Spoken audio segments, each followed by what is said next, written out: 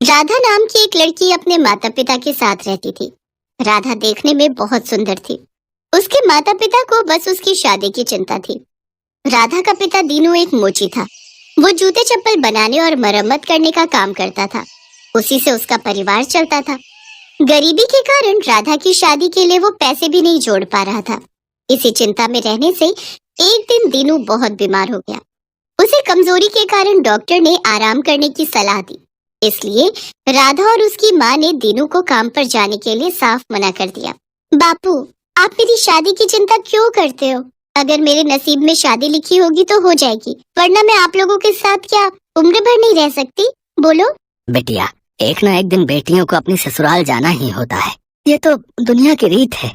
अच्छा ठीक है, अभी मेरी शादी की सारी चिंताएं छोड़ दो। कल से मैं काम पर जाऊंगी, आप नहीं जाओगे। आप आराम करो, डॉक्टर ने आपको आराम करने के लिए बोला है। पर बेटी, तुझे नहीं पता, दुनिया में बहुत अलग अलग तरह के लोग हैं। गरीब लोगों को लोग कैसी कैसी नजरों से देखते हैं, तू नहीं जानती। अरे बापू, चिंता क्यों करते हो? ऐसा कुछ नहीं होगा, मैं सब संभाल लूंगी। अगर राधा काम पर नहीं गई तो बहुत परेशानी हो जाएगी। वैसे भी अब जमाना बदल रहा है। बेटियों को डरा कर नहीं, साहस के साथ जीना सिखाना चाहिए।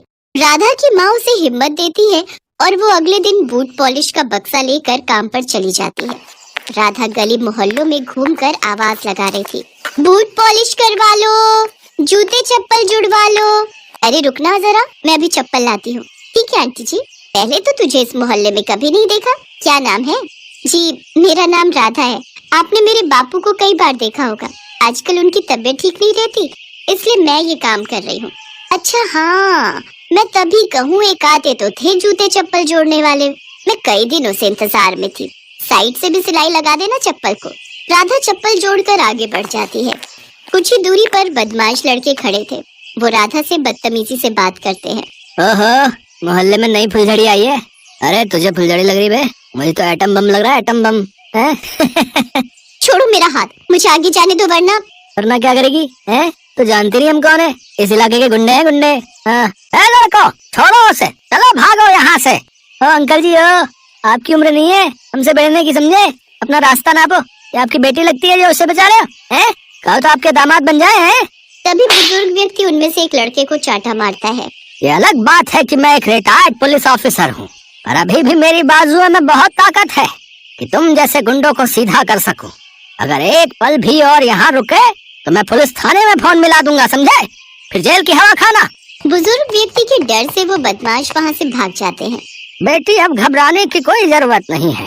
और वैसे मैंने देखा तुम बहुत साहसी हो। हर लड़की को ऐसा ही होना चाहिए, क्योंकि डरने वाले को सामने वाला और डराता है। मैं तुम्हारी हिम्मत देखकर बहुत खुश हूँ। क्या नाम है तुम्हारा? बाबूजी, मेरा नाम राधा है। आपका बहुत बहुत शुक्रिया, आपने उन गुंडों से मुझे बचाया। बेटी, ये मेरा नहीं, हर नागरिक का फर्ज है कि मुसीबत में आए व्यक्ति की मदद करे। अच्छा, तो तुम बूट पॉलिश का काम करती हो? बाबूजी, मेरे बापू की तबीयत ठीक नहीं है, इसलिए कुछ दिनों से मैं ही इस काम को संभाल रही हूँ। आखिर घर भी तो चलाना है।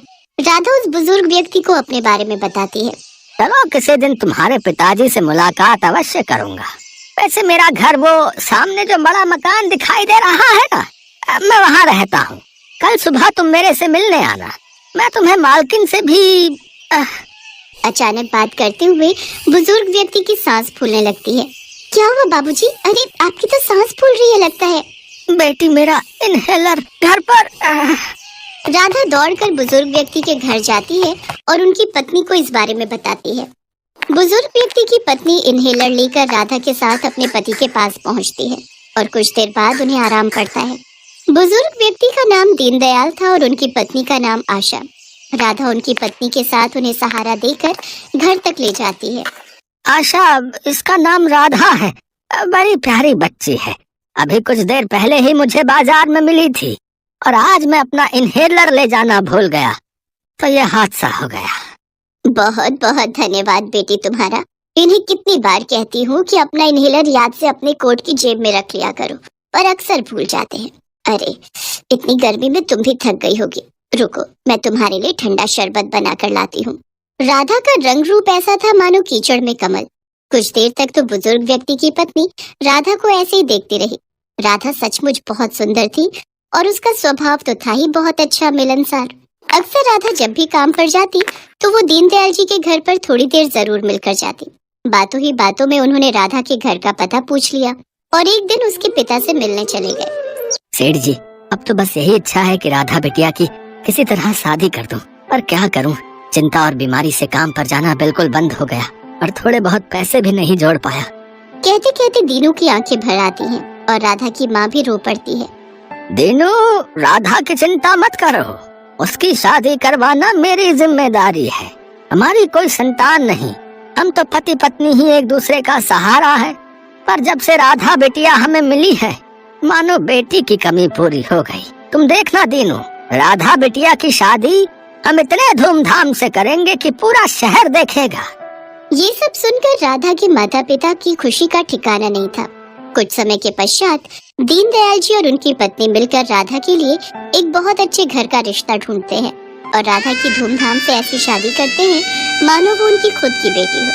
कहते हैं कन्यादान करना सबसे पुण्य का काम है, जो दीनदयाल जी और उनकी पत्नी ने किया और एक गरीब बूट पॉलिश वाली की बेटी की शादी करवाई। उन्होंने दीनू की भी बहुत सहायता की और दीनू को अपने पास ही काम पर रख लिया। ऐसा करके उन्होंने एक महान व्यक्तित्व का परिचय दिया।